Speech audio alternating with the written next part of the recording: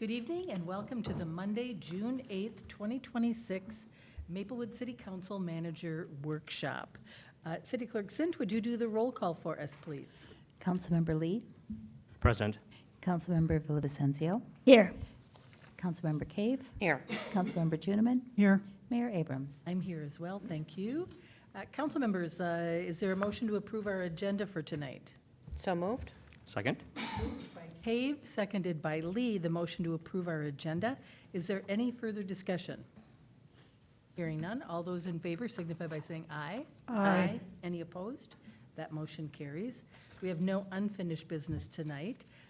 We have one topic, and that is our Police Public Information Report. I'm going to turn it over to our Public Safety Director, Chief Beardeman, to set this up for us. Thank you, Madam Mayor and Council. Tonight we're going to be presenting the Community Information Report. We've done this, I think it's 9 years now. So for a number of years we have done this, and while it seems like every agency that we can find waits for data requests to give up their data. They don't give up the data easily. We have a different approach in Maplewood and Maplewood Public Safety. We open up our books, all of them. And we do that annually. We post on our website, and it's all on Front Street. And the numbers are what the numbers are. And we really use this report, and we're very data-driven, and we make corrections where we need to. We use this report to put it in context and also to tell our story.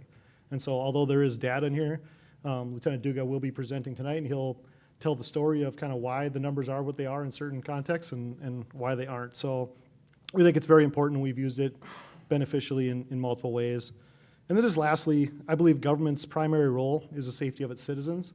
And I think without the safety of the community and that feeling of safety, nothing else really matters. And I think you can't really move forward without that. So I just want to start by acknowledging Mayor Abrams and Council Members Juniman, Cave, Villavicencio, and Lee for your support of public safety. It does not go unnoticed by me or the public safety officers. Far too often we've seen other communities where this is not the norm, and we've seen the results of what can happen from that. So again, on behalf of Maplewood Public Safety, we want to thank all of you for your support. And with that, I'll turn the floor over to Lieutenant Duga, who I also want to thank for preparing this for the last 9 years. And I think this is probably the first time we presented it in front of the council. You're always the first to see it, and you will be in this situation as well. We'll be sending it to you before it goes public. But we just want to be able to tell our story personally and in person and not have to have you read the full 30-some pages to get some of the context. So with that, I'll turn it over to Lieutenant Duga. Good evening. Good evening, Mayor, Council, City Manager. My name is Lieutenant Duga, and like the Chief said, for the last 9 years, I've been researching and drafting this report. And it's a very important transparency report that holds not only our agency self-accountable, but really opens up the agency for the entire community to see and see exactly what's going on within the agency. Again, you're the first to see this. After this, you'll be provided with a 34-page complete report, and we plan on posting it on our website July 1st for the community to weigh in. To begin, it's kind of important to understand how this report came to be. So in 2016, while there was contracted to prepare a report on arrest information versus city demographics, and that report came back, and they only had a limited amount of information, and it very much showed through. So they had the raw arrest data, and they had our raw population-based data. But there were a number of factors that weren't included in that, like, were the people that we were arresting even members of our community? Or did the officers have discretion in those arrests? And what led up to that? So it left a lot to be desired. Because of that, we started drafting this. And it was really the first of its kind that we've known about in the US, where we were breaking down discretionary and non-discretionary actions. And we'll get into exactly what that is moving forward, but essentially, did the officer have a choice to make the arrest, or did they not? Since then, it's really morphed into a full transparency report. So the first 4 years, we looked at different aspects of the community, like who was using our resources, what the relationship between victims and suspects were, and other issues that were of concern to both the elected officials and our community. Since 2020, we've really had an internal focus, particularly with traffic and being very transparent with our internal affairs, our discipline, and really providing a full accountability of the organization as a whole. So as part of that, all right, perfect. We lean heavily on our multicultural advisory committee. And the reason we lean hard on them is that they really are the voice of the community for our organization. So each year, we brief them on the report and discuss their concerns, particularly what needs to be added to the report, what they want to see more of, and what, if any, needs to be removed. This allows us to introduce new workflows within the organization, which can be very beneficial.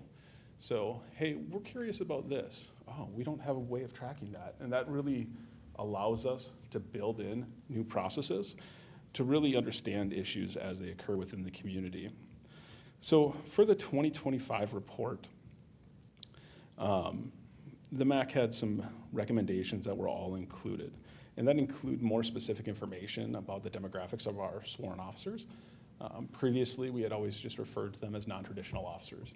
But they were really curious about, how many women do we have within the agency? How many people of color do we have within the agency? So that was broken out and included in the staffing and recruitment areas.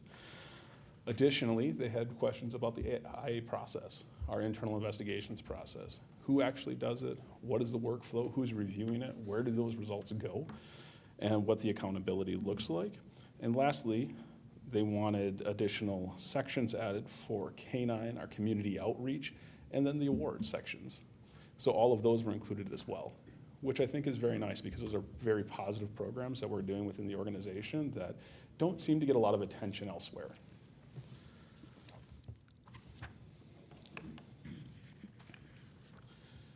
So, department as a whole, as you're all aware, the department is led by Chief Beardeman and Deputy Chief Buzak. We currently have an authorized strength of 56 officers.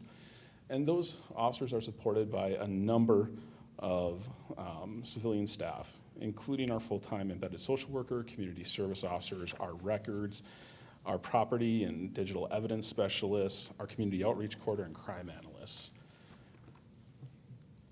Currently, the sworn staff is about 18% women and 23% people of color.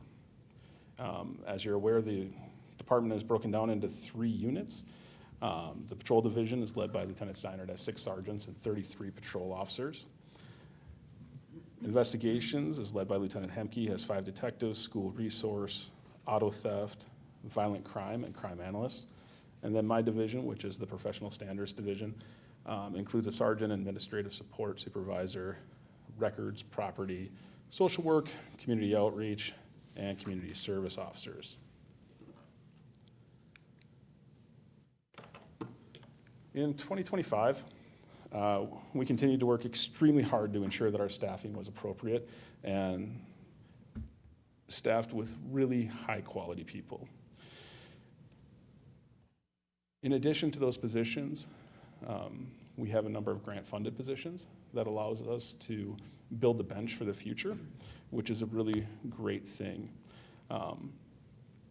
Unlike many other departments, we have been able to maintain full staffing through a streamlined hiring process, a robust CSO and internship programs, and we currently have 4 CSOs, all of who are scheduled or are licensed to be police officers yet this year. So we're in a very amazing position that we're able to find young, high-quality candidates and then keep them in the organization. Despite being fully staffed, we continue to recruit, build relationships with people, and offer ride-alongs and informational interviews to anybody that's interested within our organization. We regularly have people reaching out to us, looking to get hired, looking to become a CSO, looking to become an intern here because of our reputation within the community. This approach has allowed us to maintain that high level of staffing. It's important to remember that we're in competition with 396 other law enforcement agencies in Minnesota, and we are one of the few that continually remains highly staffed. We are so proud of that. Mr. Sable has a question. It's not, thank you, Mayor and council members. This is not a question, this is a comment, but it's an appreciation.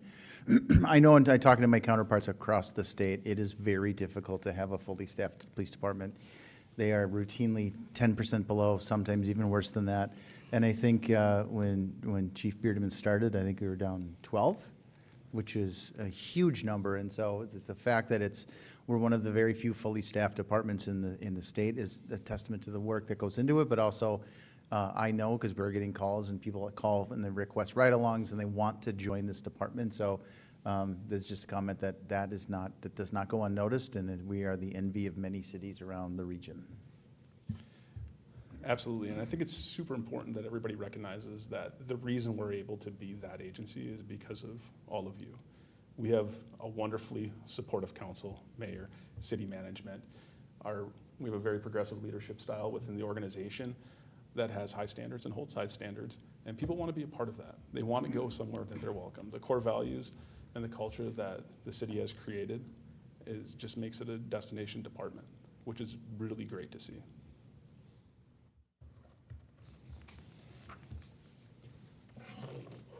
As we're going along, please don't hesitate to interrupt or ask questions on slides. We will. We will. Community outreach. As everyone here is well aware, community outreach and community engagement remain central to our mission. All of our staff are required to participate in 20 hours of community service. However, the vast majority of our staff greatly exceed that.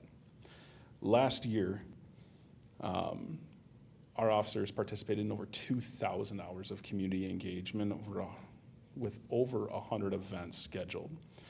Youth and family engagement continue to be the priority for the organization, and this includes visits to daycares, classrooms. Last year we introduced and began a reading program with elementary school kids, where our officers are spending an hour once a month just reading books with kids. So all the kids get a book. They're supposed to read it ahead of time. Reports are, none of them are, but they really enjoy spending time with our officers. So it's still a huge win for us. And then, of course, we're now going to be hosting our third youth safety event, and that's coming up in a few weeks at Wakefield Park. Last year we had 38 participants. I think they're above that for this year. All of this is in addition to the city's larger outreach events, like Trunk or Treat, the Easter egg hunts, and fireworks. One really nice thing is that our COE program has had the opportunity to mentor other agencies locally on how we've successfully implemented that and really pass on those lessons learned. And I think that's a really great thing and a testament to our staff, that how we've become a leader in community outreach. So the drone program, I know that all of you are familiar with it because I've presented on it a few times, but our program continues to be highly successful and on the leading edge. Last year we had more uses than the year before, and we're very much a regional leader in that space. And we're consistently assisting other agencies, even agencies with their own drone programs, because of the capabilities that we bring. Currently, we have 13 staff who are fully licensed and provide nearly round-the-clock coverage.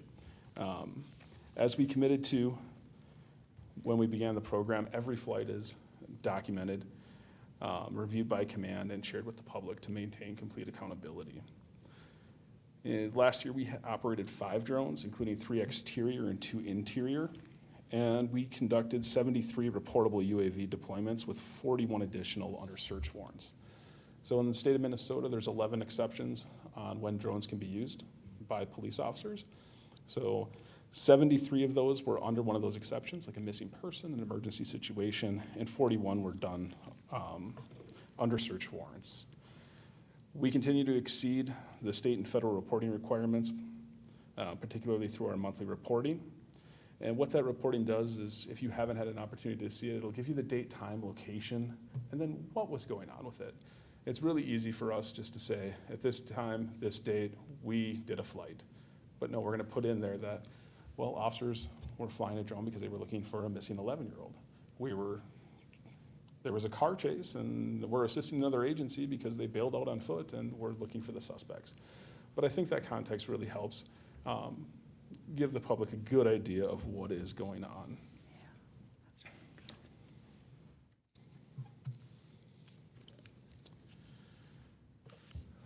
our embedded social work program. So I think our embedded social work program is one of the most important programs for me personally that we have within the organization. And that's because the public safety as a whole continues to prioritize mental health as an essential component of public safety. In 2025, we responded as the police department to 956 emergency calls where mental health was identified as a primary reason for police response. Of those, 502 were people in crisis, and 35 were calls reporting a suicide in progress. Now, this does not include completed suicides, so there is a significant issue. As you're aware, since 2021, we have partnered with Ramsey County to embedded social worker within the police department. But our embedded social worker, Dean, not only responds on calls with officers, but he also conducts follow-up. And he does that follow-up on calls involving mental illness, victims of violent crime, victims of domestics, families who have experienced suicide or violent loss, and community members in need of additional assistance, including housing stabilization, food, utilities, and other basic needs. In addition, he provides short-term follow-up to help ensure that the community members do not fall through the cracks. Unfortunately, our mental health system is somewhat siloed, and it's fairly easy for people to fall between the cracks. And unless you have someone who understands the system and can assist you and ensure that you're getting into the system, many people tend to fall through the cracks, and Dean has actually done a great job of preventing that, really working hand in hand with our community members to ensure that they're getting the support and services that they need to be successful members of our community.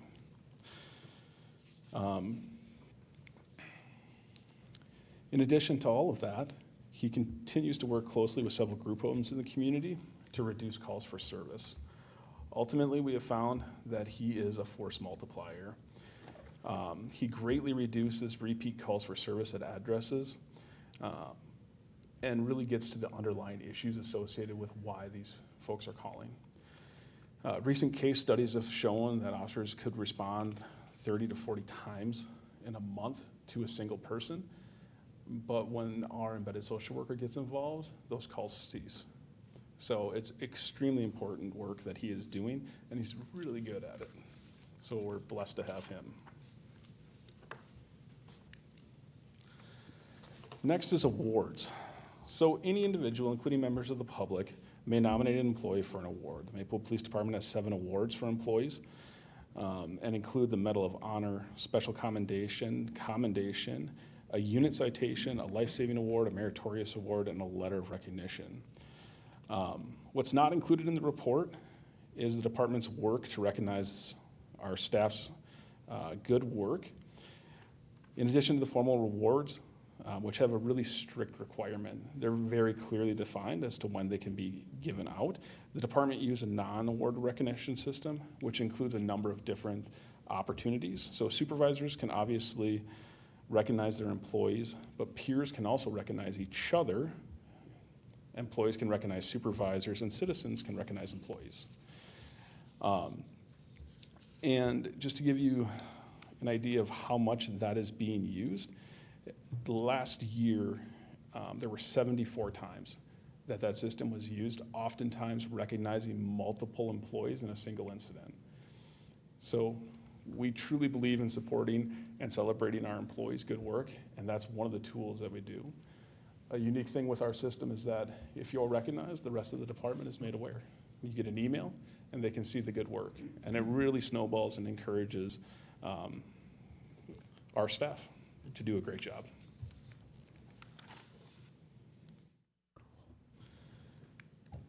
So the counter to the awards is the internal investigations. So at Maplewood, we take all complaints involving employees' conduct and department services seriously, and we investigate them all in accordance with policy. Complaints can come in from members of the public or be generated internally. To ensure impartiality and consistency, all of the investigations are handled through through administration, professional services. So that division handles all of those investigations. Once that investigation is completed, it's reviewed by command staff, the deputy chief, the chief, and then in consultation with the city manager and HR, determinations are made regarding any sort of discipline. Post-investigation, the process doesn't end. We then work with the Minnesota Post Board and advise them of our findings and what happened with it so that they can take any appropriate licensing action, which they've been much more active with over the last couple of years. And then we also have every case reviewed by the Ramsey County Attorney's Office for compliance and Brady and Giglio considerations. In 25, the department initiated 3 internal, all of which were generated internally by staff. 2 of the investigations involved the licensed officers, and 1 involved the CSO. While these incidents represent a small number of cases relative to the size and activity of the department, each matter was thoroughly investigated to ensure accountability, transparency, and adherence to department standards. In the first case, an officer was involved in a squad crash that was preventable, and they were given a written reprimand for that. In the second case, it was a CSO who was actually falsifying their time cards. When we started the investigation, the employee suddenly resigned. The one unique thing about the CSO is they're non-sworn, so the post board requirements, because they don't have a license, don't apply, and they're not sworn, so the Brady Giglio stuff also doesn't apply to them at this point.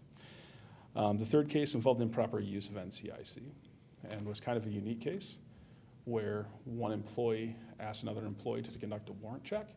The employee asking knew it was not a law enforcement reason. The employee doing the check did not.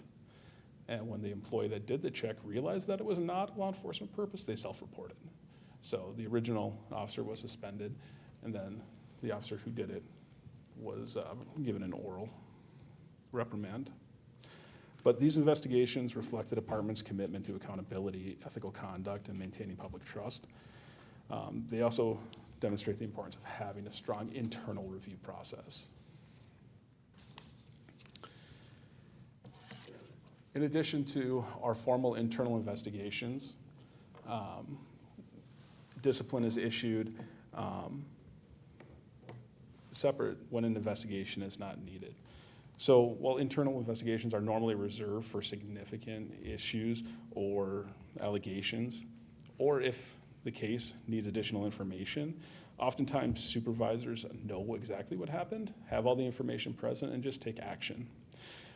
These actions are intended to correct behavior early, reinforce expectations, and maintain consistent standards across the department. Last year, there were 4 of those. 2 employees received oral reprimands and 2 were written. One oral reprimand was for an officer failing to comply with supervisory direction during an administrative process. Another was an officer leaving the shift before completing their case reports. And the reason that doesn't sound like such a big deal, but when you put on an alert for somebody to be picked up, and then there's not a report to back it up, it creates issues. So that was that case. The department also issued written reprimands in a property damage accident and somebody not using their body cam or turning it on appropriately. Not mentioned in the report, but just as important, is supervisors also coached 14 employees, ensuring that they're well aware of the expectations or whatever policies were potentially violated, and did 22 performance notes. Both of these are non-disciplinary corrective actions taken by supervisors, and it's really to educate the staff, put them on notice, and ensure that we have accountability across the board.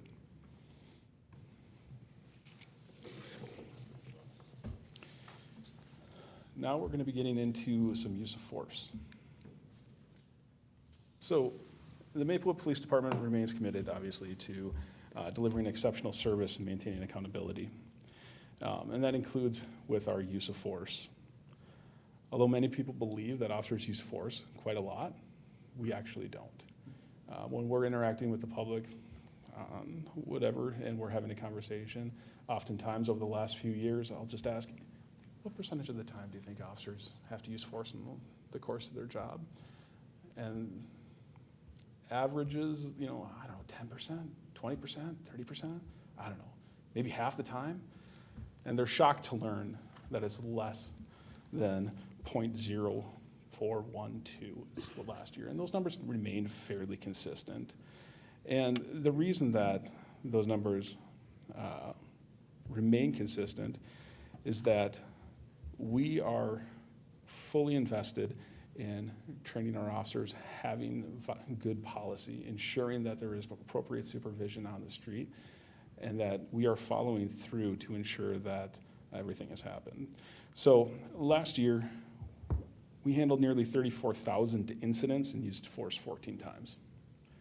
Officers completed 15 use of force reports, but one of those was on a DWI stop where the guy just slipped on ice and fell and got a bruise. So the officers filled out a report just to ensure that there was accountability and transparency, but obviously no force was used on that. Last year, all of the use of forces involved less lethal options, and no lethal force was attempted. Importantly, none of these incidents resulted in significant injury to either the suspects or the officers, which is really what we want to see. Additionally, every event that stemmed in a use of force incident, the officers were dispatched to. None of those incidents were self-initiated by the officers, which says a lot about the professionalism of our officers. And our commitment to using as minimal force as possible. Now, unfortunately, there's no consistent state or national reporting requirements on when force is used, or really even what force is. This lack of required data reporting makes establishing averages difficult and impossible. With currently the state of Minnesota only truly requiring departments to report force when it results in death, serious bodily injury, or if somebody is shooting a firearm in the direction of a person. So I like to think that based off of our review of other agencies' data, that the rate of force we use is significantly less than comparable agencies, but we don't have exact numbers to back that up. As we move forward in the slides, I want to just note that all the data is correct, but the pie charts may not be to scale. So please look at the numbers and not just colors on those. I didn't realize that until late this afternoon, that the pie charts didn't cooperate.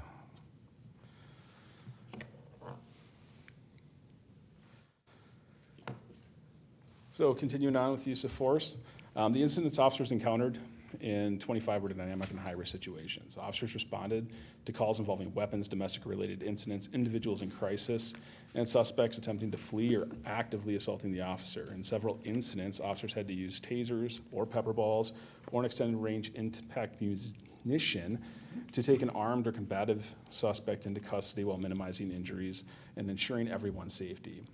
6 of the incidents involved known or suspected mental health crisis, and 4 involved alcohol or drugs. And this just shows the complex challenges that the officers on the street are facing in the field. The department remains committed to rigorous oversight. Every use of force incident has a supervisor respond to the scene to conduct an initial investigation and conduct interviews. A use of force report is then filled up. It is then reviewed by the divisional lieutenant, the deputy chief, the chief of police. Body camera footage and squad footage is examined from every single case involving force to ensure compliance with department policy and legal standards. Further, the training unit then evaluates the incidents to identify trends, opportunities for improvement, or training needs. And we believe that this layered review process helps ensure accountability while supporting the professional growth of our officers. We continue to see that Maplewood officers resolve the overwhelming majority of calls without force, even in these complex and often volatile situations. Our focus continues to be on community safety, accountability, and working to preserve the public trust. And I think that when you look at these use of force stats, we're doing exactly that.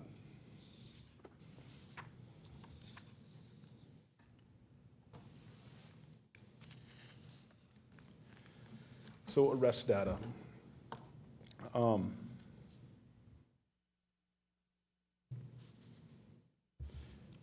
Last year, we arrested 1,190 individuals for offenses, which was an increase from 24.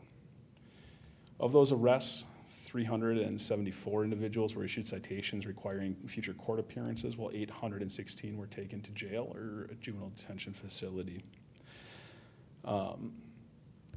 These numbers reflect the continued proactive work of the officers and their response to criminal activity and community concerns. There's a significant trend in Maplewood where the people that we arrest aren't members of our community. And that continued last year as well, with approximately 78% of all arrests happening to people who reside outside of our city. Only 260 of the arrests were Maplewood residents. And, this really highlights the regional nature of the criminal activity that the officers are dealing with on a day-to-day basis. We also track demographic information to ensure transparency, accountability of all this. Last year, the largest number of arrests involved blacks or African Americans and white individuals. Asian individuals accounted for about 207 arrests, and those with Latino or Hispanic heritage represented 106. So part of our system, it doesn't identify Latino or Hispanic individuals as an individual race. It's an ethnicity. So I just want to be very clear on that. Councilmember Villavicencio has a question. Yes. Thank you. I really appreciate this report and everything that this is showing us and the community. I think it's super helpful, and I really do believe that, what gets measured gets improved. Mm-hmm. And so I really appreciate all these numbers. One thing I was wondering is, do you have any numbers about behavioral health on arrests? Like how many arrests involve behavioral health or mental health? I do not have those included in the report, but that is definitely something that we can pull. Every call that we suspect mental health is a primary reason for the contact, it's noted in our report writing system, so we can cross-reference arrest to mental health. I can tell you that the vast majority of our mental health related calls do not end in arrest. The vast majority end with medical treatment, de-escalation, and then services from our embedded social worker. But I do not have those exact numbers in this report. If that's something that you would like included next year, that is definitely something that we can include. I would if it wasn't too much of a trouble. No. Okay, thanks. Yeah, absolutely. And I think part of the context too, according to your numbers, 956 calls were primarily caused by mental health concerns. So then of that 956, what's the subset of people that were actually arrested? It's a large number of calls for mental health issues. It's on one of our previous pages. It's page It's the embedded social 9 worker. of 23. Yeah, the embedded social work program. Those are the ones that Dean is handling. 502 were for people in crisis, and 35 were suicides in progress. So total, that's 1,579 incidents that were addressed through our embedded social worker. Mr. Sable. Yeah, thank you, Mayor and council members. I think this is probably the most entertaining, or at least the most provocative sort of section of the report, because this is where we're talking about arrests and this is where we're talking about data. And I want to reinforce a couple of things. Number one, I appreciate the police department just putting this out as data, because that data is data. It's neither good nor bad. However, the people reading the report are going to have a lived experience, are going to have their own perception of whether or not something is good or bad. And so some of the data that you will see will trigger something to say, well, that seems high, or that seems low, or that seems like something we ought to look at further. And I want to, thank the police department. So, on the next slide, we talk about juvenile arrests, and 72% of juvenile arrests are of black children, black juveniles. that is an outlier. It doesn't have to be good or bad, but it's an obvious number that's higher than others and relative to that. And so what I think the police chief does a really good job of saying, okay, so what does that say and how might we respond differently, or how do we have to do differently, and how might we do that? And so if you see a data set that stands out as like, hey, I have a question about why is this number so much higher for this race or ethnicity, I think that's a good time to ask that question, because it does inform how the police department responds tomorrow, next year, 2 years from now, 3 years from now, because it's about progressive policing of what does the data say and what does it mean for us going forward. And so talking about it, I think, is an important part of the quality that you see, and then the commitment to the transparency. Thank you. Thank you. You want to, sorry, I may have just taken your slide. No. But this is exactly what this report is supposed to do. It's supposed to add context and understanding around the numbers, right? It's very easy for anybody to pull raw data and just jump to conclusions, but that's the whole purpose of this report, is that we want to provide you with all of the information and the context surrounding it, so that you can have an educated, informed opinion on it. And yes, there are going to be outliers, and that's unique in every community that you go to. Madam Mayor and Council, also I'll add that this is just a snapshot of 1 year. And so some of these categories, I'm seeing them, I've done this, we've kept track of this for 9 years. I know if you take a step far enough back and the data becomes bigger and bigger throughout the years, some of these numbers completely flip-flop and they average out. So just like we don't take a snapshot of any individual day and make an assumption of what happened on that day and what the cops are doing or making arrests, the further you step back, the more these tend to balance out as well. And then I'll just make one last comment on, and I want to steal Mike's thunder as well, but on City Manager Sable's comment about the juvenile arrests. So roughly 2 years ago, juvenile arrests were up quite a bit. And so as part of our strategic plan, which I hope I am stealing his thunder. As part of our strategic plan throughout the department, our community outreach efforts were really focused on juveniles. And he'll talk about how the numbers went down quite a bit. And so I'm not necessarily making a correlation between one or the other, but it can't hurt, right? So like, we definitely put our efforts into outreach to the community, and specifically with juveniles, and the rest went quite a bit down. So we do react to a lot of what you're seeing in the reports. Oh, you're good. You can still tell us more about it. Well, when we talk about juvenile arrests, first off, I think we can all agree that juveniles in the criminal justice system, it's not beneficial for the juveniles for the most part. And, we have strong partnerships with both Ramsey County and the juvenile detention process, and Lieutenant Steiner sits on that board finding alternatives for these kids. But over the last, from 23 to 25, we're arresting like 34% fewer kids. And another important part to understand is that almost all juvenile arrests are non-discretionary in nature, which means the officers don't have a choice whether they're making an arrest or not.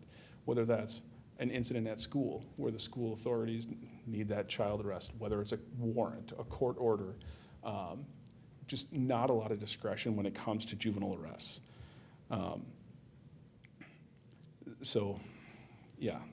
We continue to emphasize problem solving with our juveniles. We continue to engage with them, and we hope to drive that number down further in the future. Councilmember Lee. Thank you, Mayor. Thanks for the data and the information. I'm curious to see, looking at the numbers, numbers is there, but when we look at, what are you doing? You talked a little bit about what you're doing differently in terms of being more intentional, working with youth. Can you share what some of those items are? Are you working with the youth that are usually troubled? And then that's my first question. The second one then is, out of this 82, how many of these are from outside of Maplewood, and how many of them are internal? Again, just like adult arrests, the majority of juvenile arrests are residents of other communities that are here, that are either attending school here or are visiting our commercial areas. That's going to be the most of it. As far as reaching out to all youths, we're very intentional about that. So we partner with unique people like Salvation Army, and Friday nights we have officers for open gaming night, where literally our cops are up there playing video games with teenagers, trying to engage with them and build relationships, as well as working with them in different areas. So part of our community outreach is really targeted towards multi-housing units and engaging with those kids and those youths. And that's why you're gonna see our officers making hot dogs, why they're gonna be serving pizzas, is that it gives us an opportunity to build those relationships with the youth and hopefully engage with them. In addition to that, our department is huge supporters and participators in Big Brothers Big Sisters. We have a number of officers and civilian staff who are participating in that program that directly targets kids at high risk and puts a positive influence in their life every week to hopefully guide them in the right direction. So yes. Just another quick follow-up, Mayor. Just, so do you have success stories of some of those? I mean, how do we identify high-risk youth in our community and success stories? Do we have any of that that you can share with our community or just with the council in general? I mean, without any names or anything. So, unfortunately, I don't have any prepared for you this evening. That's something that we can definitely look at, but it's very hard to prove a negative. So, you know, if our cops engaging with them, being their big brother, their big sister, prevents that, how do you measure that? I'm not sure on that, but we continue to make those relationships and work hard to establish those relationships with our youth to ensure that we're providing all the guidance and mentorship that we can. Thank you.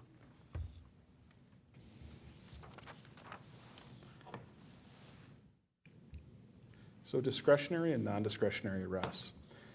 So one of the ways we want to ensure transparency is by reviewing all arrests to determine whether the enforcement action was discretionary or non-discretionary. Each arrest that we make, all 1,190 of them, are reviewed for the totality of the circumstances to make that clarification. So this process is to gather greater context and understanding regarding the enforcement actions that the officers are taking. What we found is that the overwhelming majority of arrests, approximately 76%, are really non-discretionary in nature. These incidents are where officers had little or no discretion due to statutory requirements, court orders, citizens' arrests. So officers get dispatched to Cub on a theft. They want to prosecute the theft.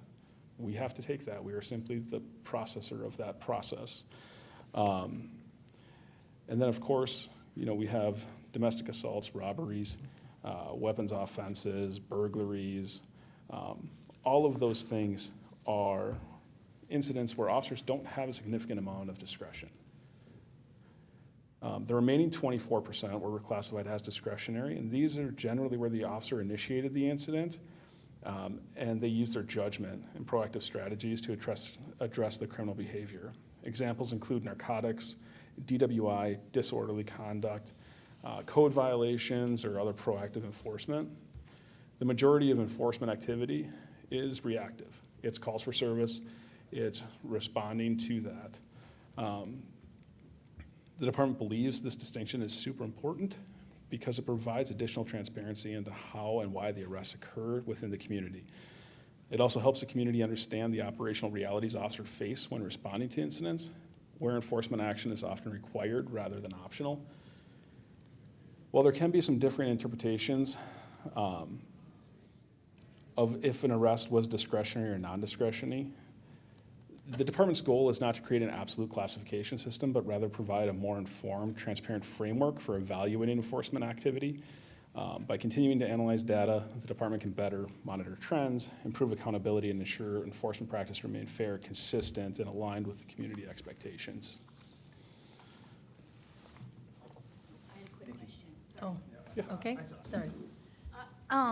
Do you have a definition of discretionary and non-discretionary in the report? There's a full definition in the written report, Okay. including the call types and arrest types and how they are categorized. And it gets into the fine details. So for an example, a DWI arrest could be discretionary or non-discretionary. And here's how.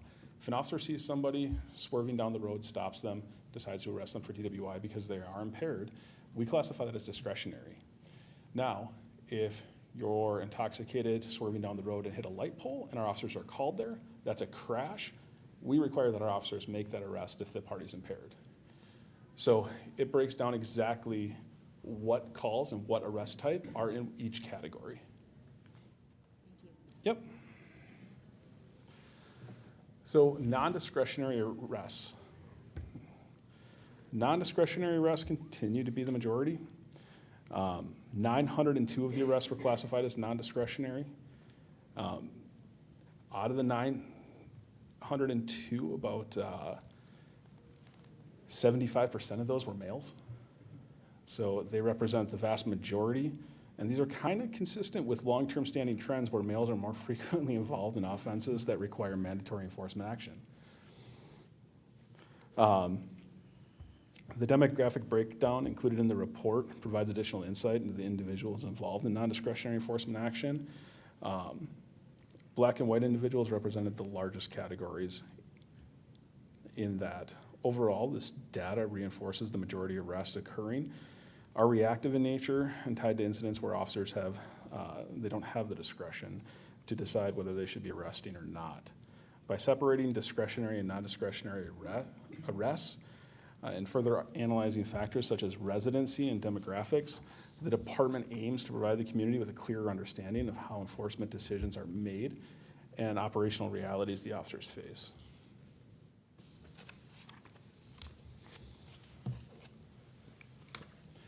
Moving into discretionary arrests, this is a much smaller portion,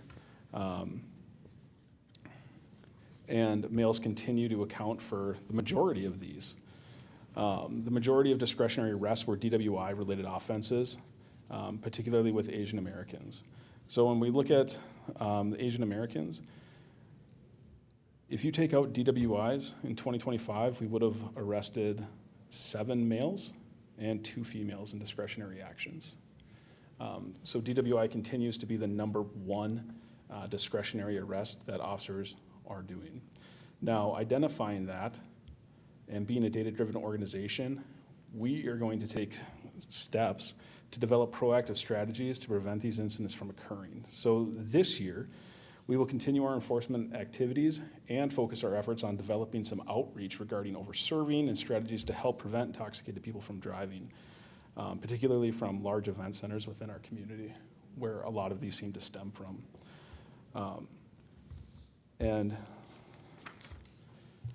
These approaches really highlight the fact that we are highly motivated and driven by public safety, not a single other incident.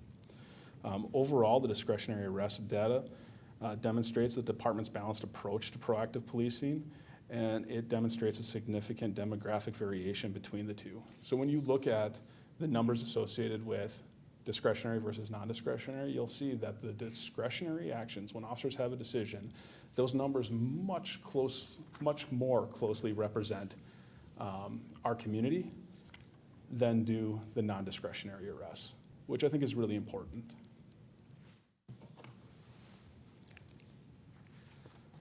Traffic. Again, this continues to be one of the largest public safety issues is traffic and traffic-related deaths. In Minnesota last year, 370 people were killed on our roadways. Maplewood officers handled 958 crash reports. Of that, 86 were injuries. One of the things that our officers are highly focused on is why we're stopping vehicles. And we're stopping vehicles for public safety, for moving violations. We are not concerned with continuation of stops, equipment violations that are non-safety related. Obviously, if you're driving without headlights, that is a safety consideration. But if you have a brake light out, probably not so much.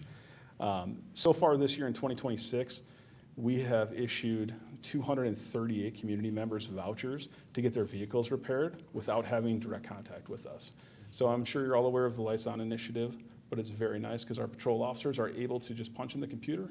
The people get a letter in the mail saying, hey, you got a light out. If you want help, let us know. We'll provide you a voucher. And then they can get it fixed, which is super important, especially for people on tight budgets. Councilmember Lee. Thank you, Mayor. I just wanted to put it out there that I was one of those recipients. And so it was a seamless process. I received them, I didn't even know. It's one of those things you don't know. And so, and now that I think back, I'm like, I know exactly the moment where I got, clocked. But, it's a great program. I'm glad we have that because that incident, I mean, that itself could have turned into something crazy, different. And so, I went about my days, got the letter in the mail, got the light fixed. Life goes back to normal. So thank you for that. It was a great program. Absolutely. When we look at traffic stops by gender, the vast majority, regardless if you're a male or female, is going to be for moving violations. We conducted more than 3,700 stops last year, which was more than the year before by a significant amount. And this slide is really meant to just highlight that regardless of your gender or race, that the proportions of why people are being stopped is very consistent. So this is something that we take a lot of time analyzing and diving into to ensure that our officers are being fair across the board and stopping people for the same reasons, regardless of who they are. And then finally, in closing, the data presented throughout this report reflects the police department that remains focused on public safety accountability. The entire department recognizes that none of this happens without the strong support of you, city leadership, community partners, and the officers doing the work. We remain committed to building trust through transparency, listening to community feedback, and continually improving to serve. Now with that, I'm happy to answer any questions that haven't been asked, and I'm actually more interested in what you would like to see in the future as this report continues to develop and evolve to meet the needs. I want to say thank you for this report. I have to say I am totally impressed and honored to have such a transparent department and to have leadership that recognizes how important this is for our community. I don't know of any other city that is sharing all of this information and analyzing it for purposes of trying to be better, to get better, and how can you be more effective. So I want to thank you for that. I think that it is an honor. I always look forward to the full 30-page document to really understand more deeply about all of these, the data that you've been collecting. I think you already have an idea from Councilmember Villavicencio in terms of the number of cases having to do with mental health issues and that are where someone is actually arrested. Council members, is there anything else, any other data that you would like to review? Mr. Sable, do you have anything? Thank you, Mayor and council members. No extra data to have, but just my appreciation to Lieutenant Dugas for enduring what it takes to put together a presentation of this magnitude. This is the single largest expenditure that the community pays for. This is probably the most visible service provided. Mm-hmm. It's important that it's done well. It's important that the information is shared, and then it can spur dialogue, and ultimately, it helps us be better, and it helps us figure out what to do next. And so, to Public Safety Director Bearderman, thanks for being a good leader of a good team, and appreciate it. Thank you. Great report. Thank you. We truly appreciate all of your work on it. And like I said, I'm looking forward to reading the report and also to have this shared with our community so people can read it and see the fact that we are a data-driven city, that we are focused on transparency. So thank you very much.